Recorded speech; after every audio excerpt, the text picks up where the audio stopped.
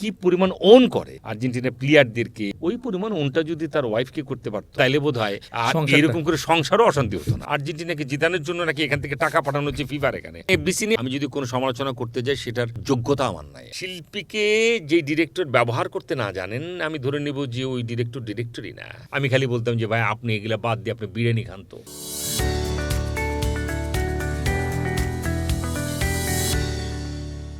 আগামী সময়ের বিনোদনে আপনাদের স্বাগত জানাচ্ছি আমি পান্থ আফজাল।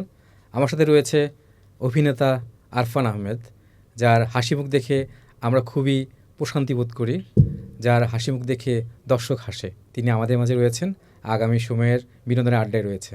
কেমন আছেন? আমি ভালো থাকি, ভালো থাকার চেষ্টা করি। না, আপনি অলওয়েজ যে হাসি মুখ থাকে দেখে তো আমারও ভালো লাগে। সেটা আমার ওয়াইফ বিশ্বাস করে না। সবাই যখন বলে যে ও তো আমাদেরকে হাসায়, আপনি বোধহয় ভালোই থাকেন, আপনি সারাক্ষণে বোধহয় হাসতে থাকেন, তো সবার সবাই বলে যে হ্যাঁ আমি হাসি।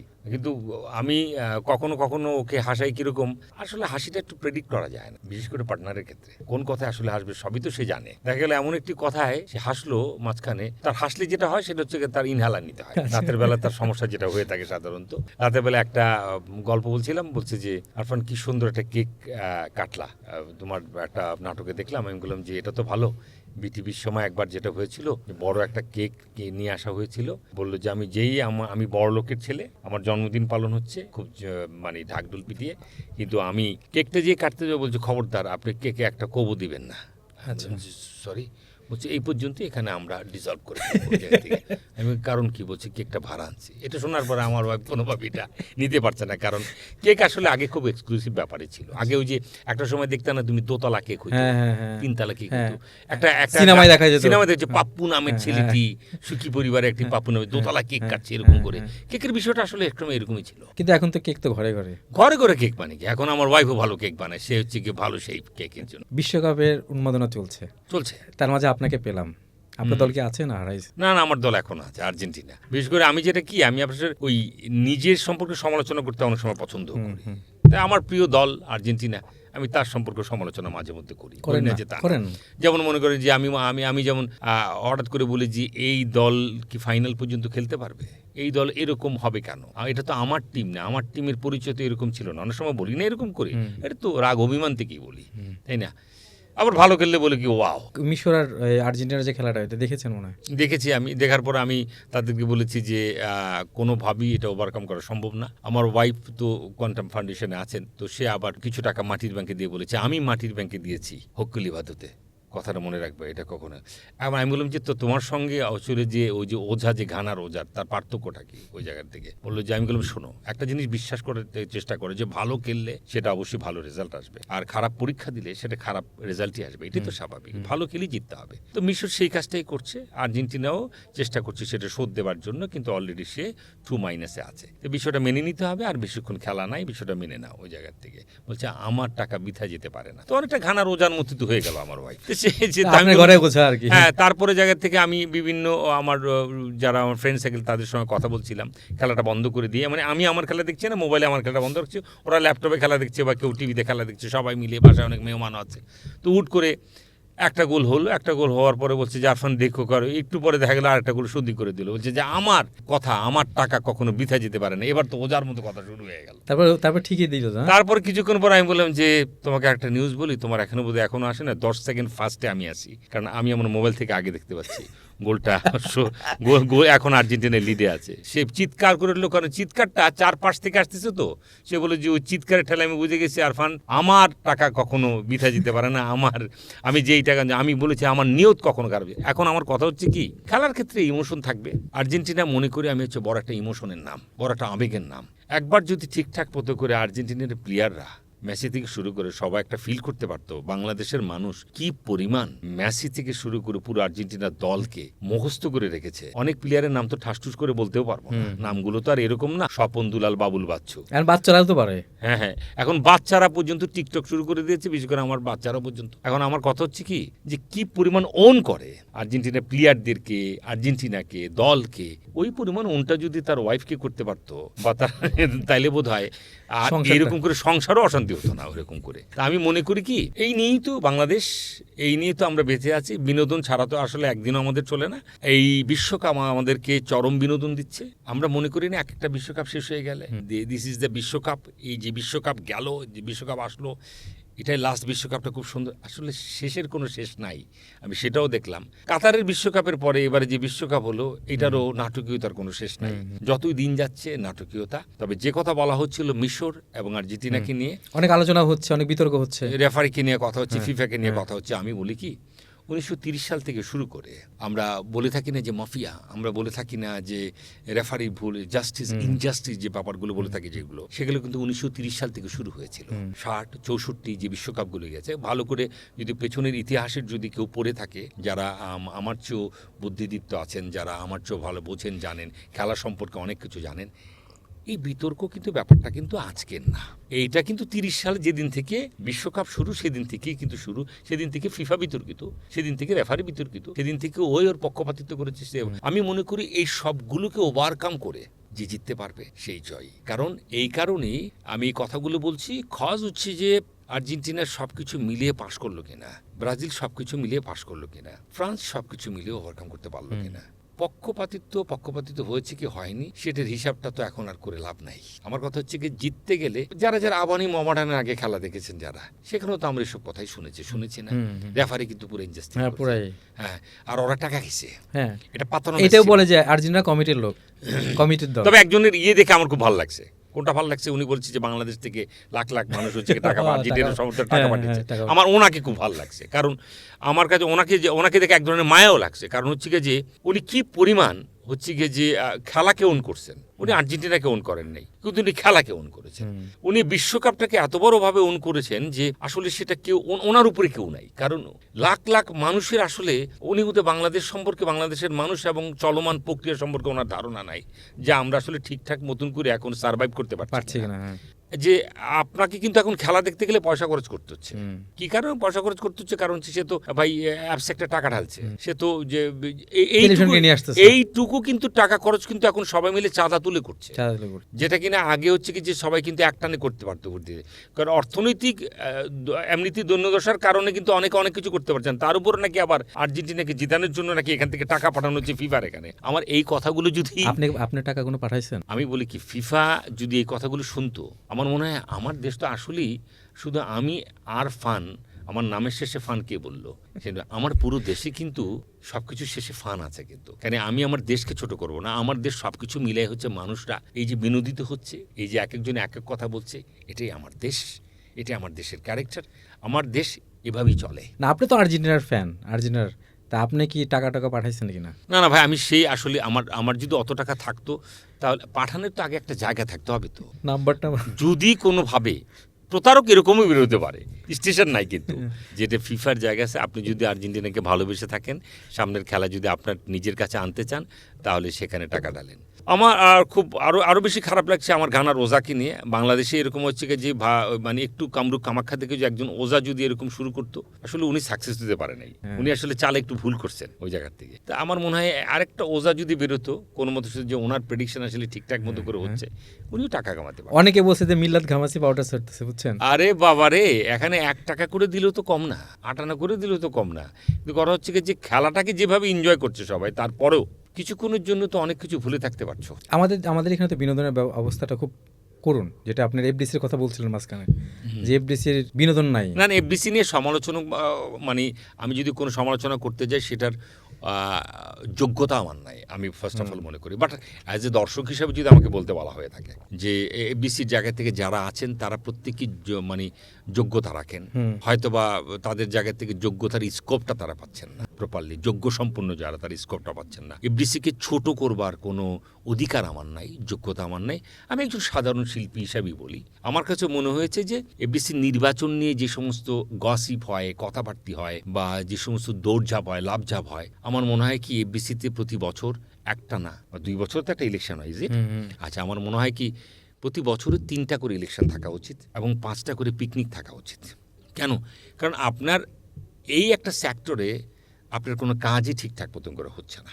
যারা আসছেন তাদেরকে হয়তো আমরা চিনি না, বা তারা বেশি করে ভাইরাল হচ্ছেন অন্য কিছু করে, তারা ছবিটা প্রপারলি না করে দেখা গেল কি এক ধরনের ভাইরাল হচ্ছেন, বা যারা যারা মানে কাছে অকাজ বেশি। হ্যাঁ না, আমার ওই জায়গাটার জায়গা থেকে খারাপ লাগে কেন, এই বিএফডিসি তো এরকম ছিল না। তো নতুন কমিটি যারা এসছেন তাদের জায়গা থেকে একটু কনস্ট্রাকটিভ চিন্তা যদি তারা করে থাকেন যে সামনের জন্য, তাহলে জিনিসটা দেখতে ভালো লাগে। এক জিনিস আসলে কতবার দেখব। তো ওই ওই ওই ওই কলকাতা থেকে একজন ফোন করে বললেন যে আপনাদের দেশে বোধহয় একটা ইলেকশন খুব মজার হয়, সেটা হচ্ছে কি যে ওই যে কী যেন বিএফডিসি, উনি একটু বলতে পারছিলেন না। হ্যাঁ, এটা নিয়ে অনেক কথাবার্তা হচ্ছে। এই ইলেকশনের ভোটার কথা বলেন তো, মানে প্রচুর মারপিট হচ্ছে ওই জায়গা থেকে। আমাকে যেভাবে উনি বললেন এটা ওনারাও জানেন। তা আমাদের বিএফডিসিতে আসলে ছবির চেয়ে মানে কোনো ছবির কোনো কথাবার্তা নেই। এখানে আলোচনা কি হবে, একটি ভালো ছবির কথা উঠবে, ছবির স্ত্রীর কথা, ডেভেলপমেন্টের কথা উঠবে, সামনে একটা ছবি আসতেছি, এই কথাগুলি তো হবে। খারাপ হোক মন্দ হোক যাই হোক, ভালো ভালো ছবির কথাই তো আসবার কথা। আগে যা করেছি বা নতুন এখন যারা আমরা করব, কই সেই ধরনের কোনো কথাবার্তা তো হচ্ছে না। আমরা আসলে শুনতে চাই, আজ দর্শক হিসাবে কথাগুলো বলছি আমি, কারণ আমি তো তাদের শিল্পীও না, আমি তো ওইরকমভাবে তাদের সঙ্গে সম্পৃক্তও না, কিন্তু আমি তাদের শুভাকাঙ্ক্ষী, ভালো কিছু হোক, আবার তোরা মানুষ হওয়ার মতো করেই তারা ওইভাবে তাদের নিজের জায়গায় ফেরত আসুক, সেটাই চাই। এবার নির্বাচিত হয়েছে যে সাধারণ সম্পাদক জয় চৌধুরী, সে বলছে যে জাতীয় নির্বাচনের পরে আমাদের নির্বাচন দেখার জন্য জনগণ মুখিয়ে থাকে। যে স্বাভাবিক তো, স্বাভাবিক তো, উনি খারাপ কিছু বলেননি। জাতীয় নির্বাচনের পরে এইটা এই জন্য মুখিয়ে থাকে, তার কারণ হচ্ছে কি যে এটা দেখবার মতো নির্বাচন আসলে কি অনেকে, ওই যে বললাম না যে বিনোদিত হয়, দেখা গেল যে আপনার এই নির্বাচনে 1 মাস ব্যাপী হচ্ছে, এই নির্বাচনে আসলে কি ফলাফল দেবে। আমার প্রথমত আগে মনে হতো কি এই নির্বাচনের জায়গা থেকে বোধহয় সরকার বোধহয় যারা যারা পাশ করবেন তাদের 9 টন করে গম দিচ্ছেন আর 6 কাঠার করে প্লট দিচ্ছেন। পরে দেখলাম বিষয়টি তা না, বিষয়টি হচ্ছে কি যে এটা অনেকটা তা না যে ঘরের খেয়ে বনের মুষ তাড়ানোর মতো অবস্থা, তা না। তা আমি মনে করি কি আমার নাট্যাঙ্গনের যদি আপনার ইলেকশনের আর সিলেকশনের কথা যদি বলে থাকেন, সেগুলো আমাদের এখানে কামড়া কামড়িটা একটু কম হয় কেন? কারণ প্রথমত হচ্ছে গিয়ে যে আপনার যদি, আমি সবার উদ্দেশ্যই বলে থাকি যে আমার যদি ইচ্ছে থাকে, আমি শিল্পী সংঘ মানে আমি আমার নাটকের জন্য কিছু করব, নাটকের মানুষের জন্য কিছু করব, তাহলে কি এটার জন্য ইলেকশনটা খুব বেশি জরুরি? না, মনে হয় না। এটা তো এমনি করা যায়। এটা পদ খুব বেশি জরুরি যে আমার সেক্রেটারি হতে হবে, সভাপতি হতে হবে? আপনি বলছিলেন না আগে যে এটা আসলে কোনো রহস্য আছে এবং এই চেয়ারের অনেক বেশি ভ্যালু আছে। এটা হচ্ছে কি যে সবাই আসলে ওই যে ফোকাসে আসতে চায়, এটার একটা ঝামেলা আছে। আরেকটা বিষয় হচ্ছে কিছু পড়াশোনা, স্টাডিও তো করছে না ওনারা ওই জায়গার থেকে, বা এটার আসলে এটার ফল কি, এটার আসলে কেন করছি, কি কারণে করছি, কেনই বা আমাকে এরকম করে করতে হচ্ছে, ইলেকশনটাই বা কেন হচ্ছে, বা ইলেকশনের এই পথটাই বা কেন নিচ্ছে, আমি সামনেই বা কি করতে চাচ্ছি, আমাকে কি করার জন্য কোন পর্যন্ত যেতে হবে, আমি তো প্রেজেন্টেবল হতে হবে আগে, আসলে আমার উদ্দেশ্যটা আসলে কি, এটাই তো আমরা জানি না। আমি ওনাদের দোষ দিয়ে কি করব? ওনারা তো ওনাদের জায়গা থেকে এক প্রকার মনে করেছেন যে ওনারা কেউ সেক্রেটারি হবেন, কেউ সহসভাপতি হবেন, কেউ সভাপতি হবেন। ওনারা প্রত্যেকেই আমার পরিচিত মানুষ ভাই ওদিক থেকে। কারণ হয় না যে কোনো প্রোগ্রামে গিয়ে ওনাদের সঙ্গে দেখা হয় না যে শিবাসানু ভাই তো আমার খুব ওদিক থেকে, ওনার সঙ্গে নাটকের কো-আর্টিস্ট আমার, মানে উনি আমার বড় ভাইয়ের মতো ওই থেকে। ওনার সঙ্গে আমার দেখা হয়েছে না, আমার সৌভাগ্য হয়েছে মিশা সওদাগরের কো-আর্টিস্ট আমি হতে পেরেছি ওই থেকে। উনি তো আমাকে ছোটো ভাইয়ের মতো করে আদর করেন, আদর ভালোবাসার দিক থেকে তো কম না ওদিক থেকে। আমি জয় চৌধুরীর কথাও যদি বলে থাকি, তার সঙ্গে আমার পরিচয় কিছুটা আছে ওই জায়গার থেকে। একটা ছবি করতে গিয়ে পরিচয় হয়েছে, ওই যে ছবিটা রিলিজ হয়নি, নাম ভুলে গেলাম, কিন্তু সেখানে আমি দেখলাম কি যে মানে ইউনিটির বড় অভাব, একতার বড় অভাব, মানে একতার অভাবটা আমাকে খুব করে ভাবায় তুলছে আর কি। যে ওদিক থেকে যে এটা তো আসলে কি যে আমরা কজনই বা এখানে আমরা আছি, বা এটা একটা ক্যাম্পাস না। মানে আপনি যে সিনেমার কথা বলেন, আপনি তো ওইখানকার সদস্য নাকি? না, আমি সদস্য না। তো ওইখানে সিনেমার কাজগুলো আসলে সদস্য হলে নাকি আমার আরো ঝামেলা ছিল। সদস্য হলে তো আমি আসলে কোন পক্ষে কার পক্ষে ভোট দেওয়া, তার মধ্যে হচ্ছে যে আমাকে ওই পর্যন্ত যাওয়া, ওই পর্যন্ত আসলে সেটাও তো একটা ডিফিকাল্ট ব্যাপার। তো একটি ভোট পানি তো অনেকে, মানে আমি আমার অন্য কাছের কয়েকজনের কাছে যেটা শুনলাম যে ওখানে ভোট দেওয়াটা ডিফিকাল্ট কোনটা, কারণ আপনাকে আসলে ওই একটা ভোটের জন্য যতজন আপনার সঙ্গে এক ধরনের মানে কি বলবো আপনাকে কনভিন্স করার চেষ্টা করেছে, সেটা তো হচ্ছে কাকে বাদ দিয়ে কাকে ভোট দেবে। আর চলমান জায়গা থেকে তো যদি চলমানের কথা বলে থাকি, অ্যাকচুয়ালি তো এখানে কেউ চলমান না। চলমান প্রক্রিয়ার সঙ্গে কি তুমি কাউকে দেখতে পাচ্ছ যারা এই বিএফডিসিতে ইলেক্টেড হতে পারে না, কিন্তু তারা কিছু করে খাচ্ছে। তারা কি করে খাচ্ছে? আমি সো সরি, কিছু করে খাচ্ছে আর কি। কিছু কি করে খাচ্ছে সেটাই তো এখন বুঝতে, সেটাই তো ঘন সেটা কুয়াশা। তো রহস্যময়, সেটা তো আমরাও ধরতে পারিনি। তাহলে এই পথটার জায়গা থেকে তো মানুষের ধারণা হতেই পারে যে এই পথ মানে হচ্ছে যে আমার মতো করে আলাদিনের প্রদীপ কিছু আছে। আলাদা। আমি যেরকম বললাম যে আগে তো আমার এরকমই ধারণা ছিল যে একটি পদ মানে হচ্ছে কি যে 9 টন গম আর 6 কাটার প্লট পেলে কিনা বা এরকম টাইপের, এরকম তো কোনো কিছু না রে ভাই। আমার মূল সমস্যাটা হচ্ছে কি যে ভাই হোয়াট আফটার, তারপরে আপনি কি করতে চাচ্ছেন ওই জায়গা থেকে। কিন্তু প্রোগ্রেসিভ জায়গা থেকে খেয়াল করে দেখো তুমি যে আশেপাশের যে ছবিগুলো যেগুলো হচ্ছে সেই ছবিগুলো কারা বানাচ্ছে? বেশিরভাগ এখন তো নাটকের নির্মাতারা বানাচ্ছে। রায়ান রাফি। হ্যাঁ হ্যাঁ। তারপরে আমরা আসি ওই যে যে উৎসব কে বানালো? উৎসব বানানো তানিম নূর। তামিম নূর বানিয়েছে। হ্যাঁ। আচ্ছা, ওটিটিতে কাজ করছে অনেকেই। কারা করছে? সব নাটকের। আমি অন রিকোয়েস্ট করব রায়হান রাফি থেকে শুরু করে তামিম নূর থেকে শুরু করে যারা যারা প্রোগ্রেসিভ এখানে কাজ করছে, নিকেতন পাড়া যারা কাজ করছেন, অন্তত বিএফডিসিতে যারা আছেন তাদেরকে অন্তত যাতে কি করে পিক করে কি করা যায় অন্তত তাদেরকে কাজে লাগাবার জন্য। নিশ্চয়ই তাদের কোনো না কোনো প্রতিভা তো আছেই ভাই। তো সমবেতভাবে সবাইকে সবার জন্য এগিয়ে আসতে হবে। এই দায়িত্বটা যারা এখন চলমান আছে তাদেরকেও একটু নিতে হবে, আর যারা চলমান নাই তাদেরকে মেনে নিতে হবে যে আমার এতটুকু ক্লেভারিটি আছে, আমাকে এতটুকুর মধ্যে আমাকে কাজ করাও ভাই, কারণ আমি কাজ করতে চাই। বেকার থাকার চেয়ে আসলে ব্যবহারটা জানতে হবে। তো আমি তোমাকে কিভাবে ব্যবহার করব, তোমাকে যদি একটি নাটকে নেই তুমি পান্থ আফজাল, তুমি বলছে যে ভাই আপনি তো জানেন আমার কতটুকু কি আছে, আপনি আমাকে কিভাবে ব্যবহার করবেন। তো তোমাকে ব্যবহার করার বিষয়টা তো আমার ভালো জানবার কথা। প্রথমত তুমি আমাকে মানছো কিনা। ধরো অ্যাজ ইফ আমি রায়হান রাফি কিন্তু এই প্রশ্নটা করে বসবে, কিন্তু বলবে কি যে হ্যাঁ হয়েছে, হ্যাঁ আপনার কথা আমি মানছি, আমি মনে করেন আমি ওরে ব্যবহার করতে যাবো, আমি XYZ আমি 5 জনের নাম বললাম, যে ওই উনি তো যে আমি মনে করি নমুকরে ব্যবহার করতে গেলাম, উনি কি মানবেন? উনি বলছে আপনি আমার চিনেন, আমি তো রোজিনাকে ব্যবহার করতে পারবো না, কারণ প্রথমত আমি যেভাবে ওনাকে মা হিসাবে দেখাতে চাইবো উনি বলবেন যে আমার মতো রোজিনাকে তুমি এভাবে, আমি এক্সাম্পল দিলাম, উনি এই কথা বলেছেন কিনা আমি জানি না, যে উনি তো এটাই মানবেন না। ঘুরে ফিরে কিন্তু XYZ এর ক্ষেত্রে কিন্তু এই সমস্যাটাই উনি দেখা নিজেকে নায়িকা, মানে আমি যত জানি যে যারা নায়িকা উনি নায়িকা মা হতে ছিলেন চাইছেন না। মা হতে চায় না, বোন হতে চায় এটা না। শুধু ওনার ক্ষেত্রে না, অনেকের ওনাদের ক্ষেত্রে। ব্যাচে যারা আছেন তারা মা হতে চাইছেন না, তারা এটা মেনে নিতে পারছেন না। ফার্স্ট অফ অল হচ্ছে কি যে মেনে নিতে শিখতে হবে। ফার্স্ট অফ অল হচ্ছে ব্যবহার জায়গা থেকে। তো এই যে মাঝখানে আমি রুবেল ভাইয়ের একটা কাজ দেখেছিলাম, রায়ান রাফি নিয়েছিল, কিন্তু হ্যাঁ হ্যাঁ, অনেকদিন পর কাজ করেছে। ফ্যান্টাস্টিক লাগছে কিন্তু, কারণ কি রুবেল ভাই মেনে নিয়েছেন কিন্তু, হ্যাঁ হ্যাঁ, যে তাকে এই আরবান ক্যারেক্টার কিন্তু দেওয়া হয় নাই, কিন্তু রুবেল ভাইকে যেভাবে ব্যবহারটা করেছে, রুবেল ভাইয়ের লুকসটা যেভাবে চেঞ্জ করেছে, আমি মনে করি যে এইভাবে যদি ব্যবহার করতে চায়ও বিভিন্নভাবেই তো ব্যবহার করা যায়। সো যারা চলমান ডিরেক্টর আমি তাদের দৃষ্টি আকর্ষণ করছি, ভাই আমাকে নিয়ে বলছি না, আমি তো সাধারণ নাট্যশিল্পী, আমি আমার মতো করে পুবেলে কাজ টাজ করে টোরে খাই, এভাবে হয়ে যায় আর কি কোনো না কোনোভাবে। কিন্তু যারা হচ্ছে কি যে বিএফডিসির জায়গা থেকে কাজের কথাও কিন্তু এখানে বলা হচ্ছে, কিন্তু যে আমরা কাজ চাই, কাজ করতে চাই ওই জায়গা থেকে, আমি মনে করি তাদেরকে তো কাজে লাগাতে হবে। তো কে এগিয়ে আসবে? যিনি চলমান সে এগিয়ে আসবে, এটাই কি আসা উচিত না? আসা উচিত। এখানেও তো 2-4 জন মেসি আছে, 2-4 জন রোনালদো আছে, অবশ্যই নেইমার আছে, এখানে এমবাপ্পে আছে, যে তাদের উচিত হচ্ছে কি যারা হচ্ছে গিয়ে যে অ্যাকচুয়ালি চলমান হিসেবে তাদের পেছনে বা সামনে বা কিভাবে তাদেরকে ব্যবহার করা যায় এইভাবে একটু চেষ্টা করা। চেষ্টাটা করলে হয় কি ইন্ডাস্ট্রির পিছনে থাকবে না, ইন্ডাস্ট্রি ভালো কিছুই পাবে, কিন্তু টুকটাকভাবে কিন্তু ওইভাবে কিন্তু ব্যবহার করে, আর সিস্টেমেরও বড় অভাব আছে। না, আমি তো এইটাই বলি আপনাকে ঠিক মতো ব্যবহারই করতে পারছে না, আমি মনে করি। তাহলে আপনি এই যে আখমা হাসান ভাই, উনি কিন্তু লাস্টে একটা কাজ করেছে, যে কাজে ওনা হ্যাঁ মানে বাবার ক্যারেক্টার যেটা, হ্যাঁ আমি শুনেছি, আমি দেখা হয়নি, মানে উনাকে আমরা যেভাবে চিন্তা করি, হ্যাঁ আপনারও তো একই ব্যাচের। তাহলে আকমা ভাই সিরিয়াস একটা কাজ করেছে এবং এটা মানুষ প্রশংসা করছে, দুর্ধর্ষ অ্যাক্টর আকমা, তাকে চ্যালেঞ্জ নিছে। হ্যাঁ, কিন্তু আপনার কেন নিচ্ছে না বা আপনি কেন আগ্রহী হচ্ছে না? বা ইটস এ ল্যাক। আমি মনে করি কি সেটা জায়গা থেকে ওনারা মনে করছেন ওইভাবে, যে এখন মনে করছেন, হয়তো ভবিষ্যতে মনে করবে না, কে জানে, হয়তো বা মনে করতেই পারে।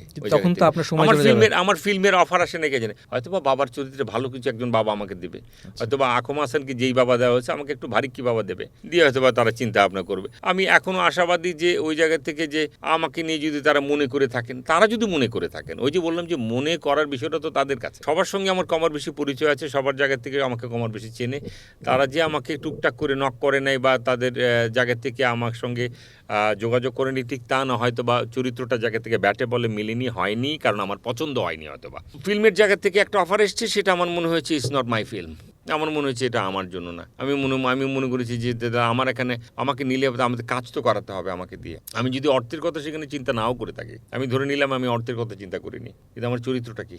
ভাই আমি তো একটা সুযোগ দিতে হবে তো সেই জায়গা থেকে, আমার দেখাবার জন্য সুযোগ দিতে হবে তো, মাঠে খেলবার জন্য তো আমাকে অন্তত আমাকে পাস করতে হবে, তো একটা বল পাস করতে হবে তো, যে দেখি আপনি করেনটা কি, দেখি ওই জায়গা থেকে। তারা আমাকে ওই ট্রাইটা আমাকে নিয়ে করে নাই। এটার জন্য আমার কোনো আক্ষেপ নাই, এটার জন্য আমার কোনো আফসোস নাই। কজ হোয়াই, কারণ আমি চলতে পারছি। যতক্ষণ পর্যন্ত আমি আরফান মানে চলতে পারছি, যতক্ষণ পর্যন্ত আমি আরফান আমার মতো করে সার্ভাইভ করতে পারছি, ততক্ষণ পর্যন্ত আমি আসলে এগুলো নিয়ে অত ভাবি না। কারণ আমি মনে করি যা কিছু পেয়েছি সেটা আমি ডিজার্ভ করি, যা কিছু পাইনি এটা আমার না। এই অর্জনটুকু নিয়ে এখনো পর্যন্ত আমি বেঁচে আছি। আমার দাম্ভিকতা নাই, বাট আমার ইগো আছে। শিল্পী মানেই তো ইগো থাকবে, এটাই তো স্বাভাবিক ওই জায়গা থেকে। তার প্রধান কারণ হচ্ছে গিয়ে যে শিল্পী বড় শিশুর মতো, শিল্পীকে আদর করে অনেক কিছুই ডিরেক্টর করিয়ে নিতে পারেন, কিন্তু শিল্পীকে যেই ডিরেক্টর মিসইউজ করবেন ধরে নিতে হবে সে তার সঙ্গে জোচ্চুরি করেছে। শিল্পীকে যেই ডিরেক্টর ব্যবহার করতে না জানেন, আমি ধরে নেব যে ওই ডিরেক্টরই না। একজন শিল্পীর জায়গা থেকে, শিল্পীর পক্ষ থেকে আমি কথাটা বলছি, যে শিল্পীকে ব্যবহার করতে জানলে কোনো বিষয়ই না। এক একজনে এক এক জায়গা থেকে পারদর্শিতা থাকতেই পারে। আমি কোনো থিয়েটার থেকে আসা না পান্থ, আমি আমার জায়গা থেকে এরকমভাবেই আসা। কারণ অনেকে আগে বিশ্বাস করতো যে আমি ভালো থিয়েটার থেকে এসেছি, আসলে ঠিক তা না। এই গল্পটা আমি জানতে চাই যে আপনারা কিভাবে এসেছেন। প্রথমত হচ্ছে গিয়ে যে আমার মামার এক ফ্রেন্ড ছিল, নাম ছিল তার অসীম সেনগুপ্ত, কন্ট্যাক্ট মিডিয়া ছিল ওনার আগে, সেটা শুনে থাকবে। তো মামা ছিলেন সুলতানা পিকচার্সের ম্যানেজার ফিল্মে, আখতার ইমাম খান, আমার বড় মামা। প্রায় আমি মামার বাসায় আসলে বলতাম যে মামা আমি না কিছু করতে চাই ওই জায়গা থেকে। তো মামা মনে হচ্ছে না ফিল্ম টিম দরকার নেই, আমার এক ফ্রেন্ড আছে মামা, আমি বিজ্ঞাপন করতে চাই। তো তৎকালীন তো বিজ্ঞাপন যেটা হলো 93-4 দিকে, তো বিজ্ঞাপনের জায়গা থেকে আমাদের জন্য তো বিজ্ঞাপন কী থাকতে পারে। তখন তো আমি আমার ম্যাট্রিক তো 93, তখন তো আমি বলতে গেলে কিশোর থেকে একটু বেশি। তো সেই সময় মামা বললো যে এই তুই তাড়াতাড়ি আয়, আমি অসীম সেনের লোকে পরিচয় করে দিই, আমার ফ্রেন্ড। তো পরিচয় করলো অসীম সেন কিন্তু হিরো, উনি প্রয়াত, উনি মারা গেছেন। ওনারই ভাই ছিলেন কিন্তু আশিস সেনগুপ্ত, যিনি ভালো ফটোগ্রাফার ছিলেন। এখন চিনতে পারছেন, এখনও আছেন উনি। তো তখন হচ্ছে শান্তিনগর অফিস ছিল, উনি গ্লাসে করে চা দিলেন, ওনারটা কাপে খাচ্ছিলেন, হচ্ছে যে কাপ একটা ভেঙে গেছে, যাতে দেখা করতে আসলাম। আমি দেখলাম যে অন্ধকার, লাইট একটা আছে তো আরেকটা নাই। বললো যে ভালো আছো, তোমার কথা বলছো, আমি একটা বিজ্ঞাপন পাচ্ছি, তো তুমি মিষ্টি কেমন খেতে পারো? আমি বললাম যে মিষ্টি আমি খুব ভালো খেতে পারি। বলছি যে 1 কেজি 1.5 কেজি?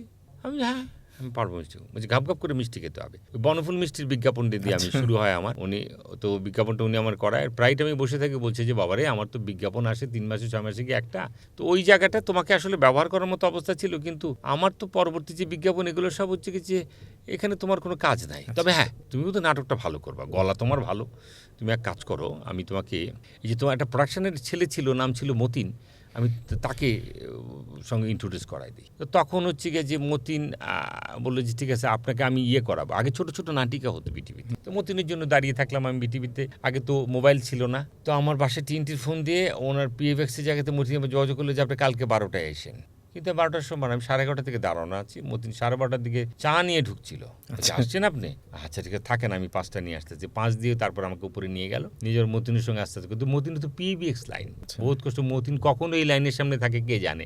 তো এরকম ব্যাপার স্যাপার হলো, মতিন আস্তে আস্তে আমাকে টুকটাক করাতে থাকলো। তো একটা পর্যায়ে আমার সঙ্গে পরিচয় হলো যে অসীম সেন করতো যে শোনো মামা, উনিও আমাকে মামা মামা বলতো, যে এদিকে আসো ভাই না, তুমি রকিব হাসান সূর্য, আমি নিকনেম হচ্ছে তারেক, আমি তার সঙ্গে পরিচয় করে দিই, ও তোমাকে ভালো। তো তিনি আমাকে এসে প্রথম নাটক দিলেন, যেটা 9টায় উনি আগে মানবাধিকার একটা প্রোগ্রাম ছিল বিটিভিতে, সেখানে একটা নাটিকা আমাকে দিলেন, ওটাও আমি করলাম।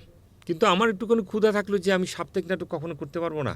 মতিন বলে যে এক কাজ করি, আপনাকে আমার এডিটর সালেবের কাছে নিয়ে যায়। তৎকালীন কিন্তু এডিটরদের মূল্য ছিল অনেক বেশি, এডিটররা কিন্তু সহজে কারোর সঙ্গে কথা বলতে না, খুবই হাইফাই ছিল, কিন্তু ভ্যারি মানে ইন্টেলেকচুয়াল।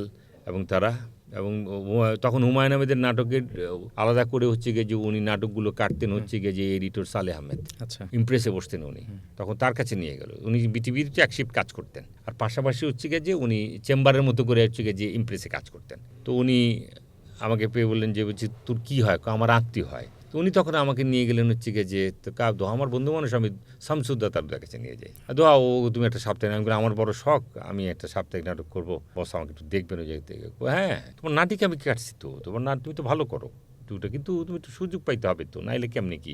তারা আমি একটু বলে দিচ্ছি, রাখো, আমার কথা নিশ্চয়ই শুনবে, তারই বন্ধু মানুষ। তখন ধোয়া ভাই আমাকে অনেক দিন 2-3 দিন 4 দিন অফিসে যাওয়ার পর বলে যে আপনি অমুক দিন আসবেন। তারপর আমাকে 2টা সিন দিলেন। প্রথমে 2 ডায়লগ দিয়েছিলেন, তারপর 2টা সিন দিলেন। এই নাটকের নাম ছিল পুরস্কার, সাপ্তাহিক নাটক, 95 ডিসেম্বরে ওটা গেল।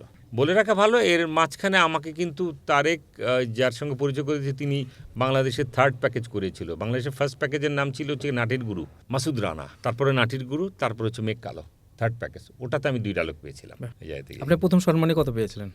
ওটা মানে 500 টাকা পেয়েছিলাম। কোনটা দিয়ে? ওই বনফুল মিষ্টিতে 500 টাকা পেয়েছিলাম। তারপরে সবগুলোতে হচ্ছে গিয়ে যে নৈমিত্তিক চেক হতো, ওটা 500 টাকারই ছিল।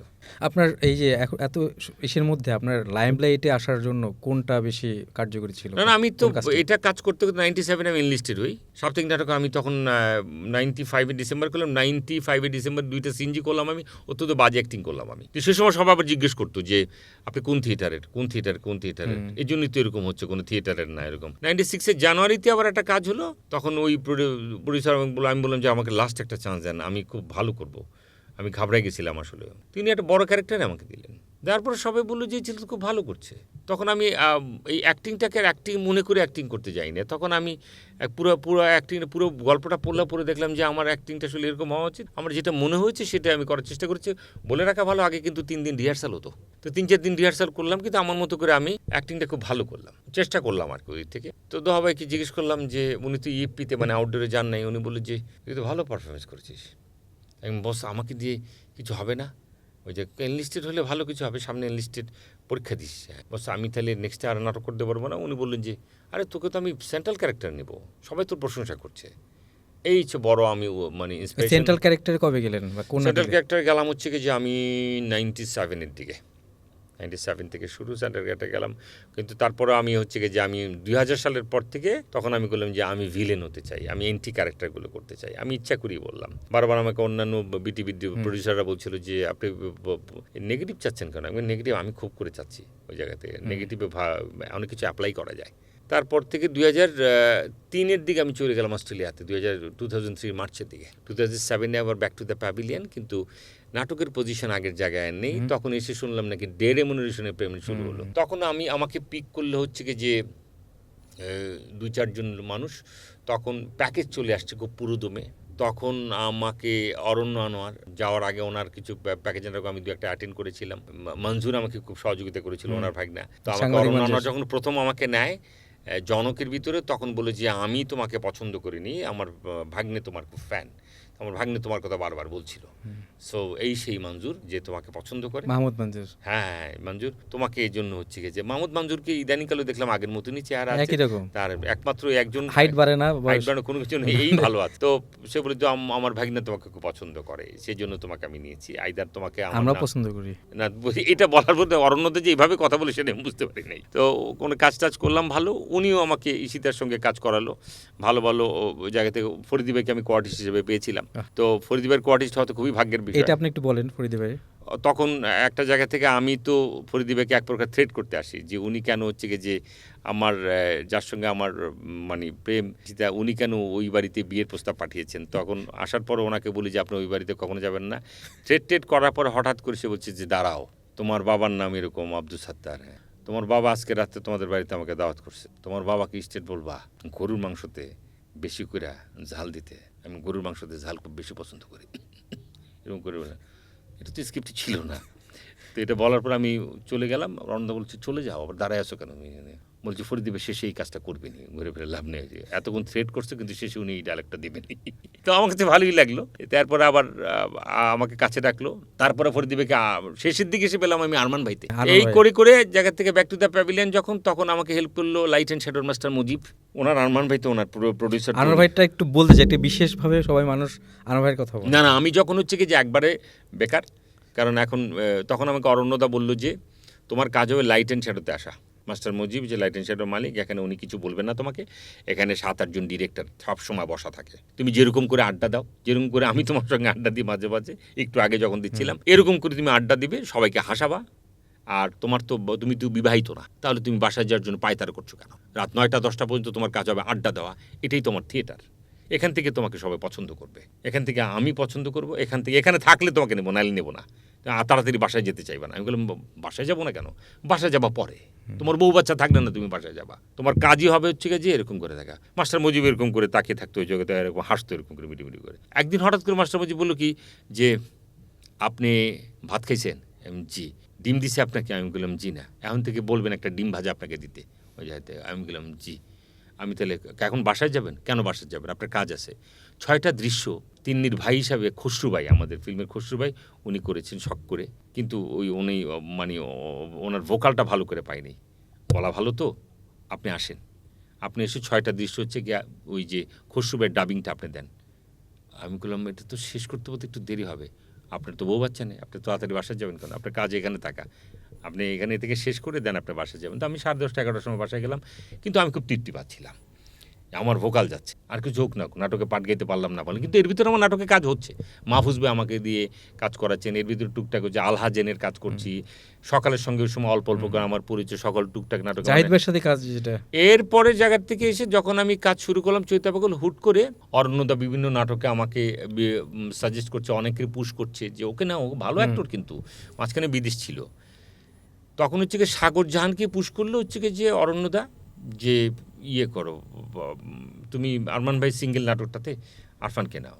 তো বলছে যে আসে 3-4টা ছেলে যেখানে আসে সেখানে উনি থাকতে পারেন, কোনো অসুবিধা নেই, ক্যারেক্টার বের করার বিষয়টা তো পরে। কাজ শুরু করলাম পুরান ঢাকার জায়গা থেকে, মুজিব ভাই বলে যে কাজ করুক, নাও সমস্যা কেউ জায়গা থেকে। কাজ করতে যাওয়ার পরে আরমান ভাইতে কিন্তু শুরুতে এটা ছিল না যে আরমান ভাই আমাকে পালক এনেছিল, এটা কিন্তু 6 নম্বর 5 নম্বরের জায়গা থেকে এটা একটা প্লট তৈরি করা হলো যে এই মমিনকে আরমান ভাই হচ্ছে রাস্তা থেকে কুড়িয়ে পেয়েছিল, এর কোনো বাবা মা নাই। জাহিদ ভাই, আরমান ভাই, এই দিস ইজ আরমান ভাই, এটা হচ্ছে পরে তৈরি করা হলো। কিন্তু আরমান ভাইতে প্রথমে যেই 2-3 জন যে আরমান ভাইয়ের সঙ্গে ইয়েতে সার্কিট জায়গাটা কিন্তু পরে আসলো, কিন্তু ফোকাস আরফানকে করো হচ্ছে, বাকি দুজনকে একটু পরে নাও করো, ওরা তো এলাকাবাসী ছিল এটা জায়গা থেকে। পরবর্তীতে সাগর বিষয়টাকে আস্তে আস্তে আস্তে আস্তে আস্তে আস্তে ওই যে বললাম না যে এখানে বিষয়টা হচ্ছে কি যে পারফরমেন্সের উপর ডিপেন্ড করে, তখন জাহিদ ভাইও সাপোর্ট করছিল বারবার ওই জায়গা থেকে। সেকেন্ড আরমান ভাইয়ের সময় আরও বেশি ক্লিক করলো, থার্ড আরমান ভাই ছিল গৌদি শাহিদ, ফোর্থ আরমান ভাই ছিল আরমান ভাই বিরাট টেনশনে, এরকম করে হচ্ছে গিয়ে শুরু করলো। ফিফথের জায়গা থেকে এটা হচ্ছে 7 পর্ব হলো, এরকম করে 7টা সিকুয়েল হচ্ছে কি আরমান ভাইয়ের এই প্লটটা তৈরি করলো। তখন মুজিব ভাইও খুব ইয়ে করলো,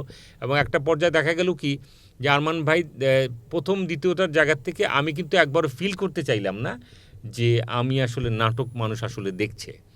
কারণ আমার কথা হচ্ছে কি যে নাটক তো এত চ্যানেল হয়ে গেছে, দেশে এসে দেখলাম আগে তো আমি একটা চ্যানেল 2টা চ্যানেল পেয়ে গেছি আমি, কিন্তু নাটক আরমান ভাই এত বেশি দেখছে, আরমান ভাইয়ের কথা সবাই জিজ্ঞেস করছে, এটা কেন হবে, আর কোনো নাটক নাই নাকি? সেকেন্ড আরমান ভাইয়ের জায়গার থেকে যখন আরমান ভাই ফাইসা গেছে গেল, তখন হচ্ছে গিয়ে হাবক আকার তৈরি হলো, তখন হচ্ছে গিয়ে বিভিন্ন জায়গায় আমাকে ডাকা হচ্ছে। তখন আরমান ভাইতে আমি যে রেমুনারেশনে শুরু করেছিলাম সেই রেমুনারেশনের জায়গার থেকে তখন দেখা গেলো যে চলতো হচ্ছে, এখন করে কেটে খাচ্ছি, ঠিকঠাক আছে, সব কিছু ঠিকঠাক আছে, অসুবিধা নেই। তো সাগর বললো যে আপনাকে অন্য কোনো জায়গাতে ডাকছেন? আমি বললাম যে আমাকে একটা চাইনিজ রেস্টুরেন্ট ওপেন করার জন্য পুরানটাকে বলা হচ্ছে, ওখানে আমি যাচ্ছি। তো আমি বলেছিলাম যে এত টাকা নেব, তো উনি বলছে যে উনি কত টাকা চাইছেন, আমি তো আপনার জন্য তার চেয়ে ডাবল ডেকেছি, আপনাকে চাইনিজ রেস্টুরেন্ট ওপেন করতে হবে। আচ্ছা, তো বলেন কি, এখানে তো আমাদের তো ওইরকম করে দেয়। আরমান ভাইয়ের জন্য কিন্তু আমি সুদূরে আমেরিকায় যাই আমার ফ্যামিলি সহ ভিসা নিয়ে, তখন আমেরিকায় যে ফার্স্ট স্টেজে কিন্তু আমাকে রমরম অবস্থা পুরো, রমরম আরমান ভাইয়ের জন্য যায়। এবং আরমান ভাইয়ের আমার সৌভাগ্য সাগরজানের ক্ষেত্রে কোনটা, আমি পরপর হচ্ছে সাগরজানের 2টা নাটক ক্লিক করে, সাথে সিকান্দার বক্স, যার কারণে আমাকে আর ওইভাবে পিছনে তাকাইতে হয় না। আমি আমার জায়গা থেকে অল ক্রেডিট গোজ টু হচ্ছে গিয়ে যে আরমান ভাইয়ের প্রডিউসার হচ্ছে গিয়ে যে মাস্টার মুজিব, অরণ্য আনোয়ার তো সবসময় আমার পাশে ছিলেন, সাগরজানের জায়গার থেকে তো জুড়ি নেই। আরমান ভাইয়ের সময় কিন্তু আমি বলে রাখি আমি থার্ড আরমান ভাই, কিন্তু আমি একটা সেকেন্ড হ্যান্ড গাড়ি কিনি তখন আমি।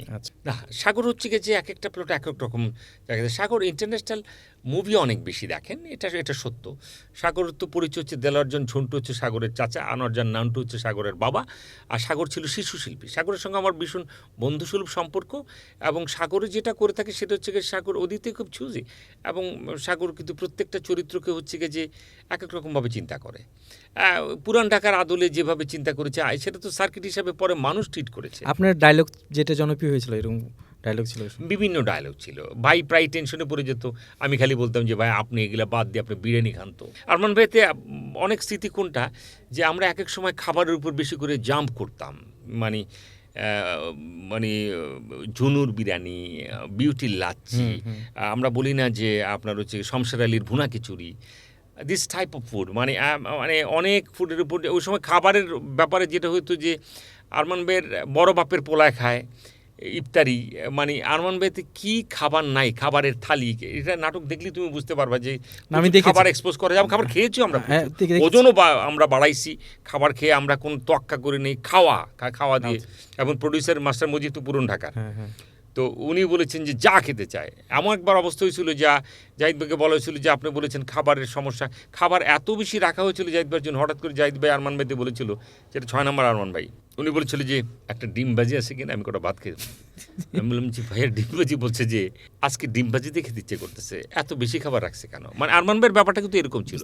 সিকান্দার বক্সের জায়গা থেকে যখন মোশাররফের সঙ্গে শুরু করি, সেটা এক ধরনের অভিজ্ঞতা, সেটা আবার আর এই অন্য জেনারেশন আবার সিকান্দার বক্স নেওয়া শুরু করলো ওদিক থেকে। তারপরে এক একটা নাম ভিত্তিক যে সিরিয়ালগুলো সেগুলো মাটন নিয়ে নেওয়া শুরু করলো ওদিক থেকে। কিন্তু আমার কাছে বেস্ট প্লট আবার দুইটার থেকে যদি আপনি বলে থাকেন, দুইটাতেই আমার ভূমিকা ভালো ছিল।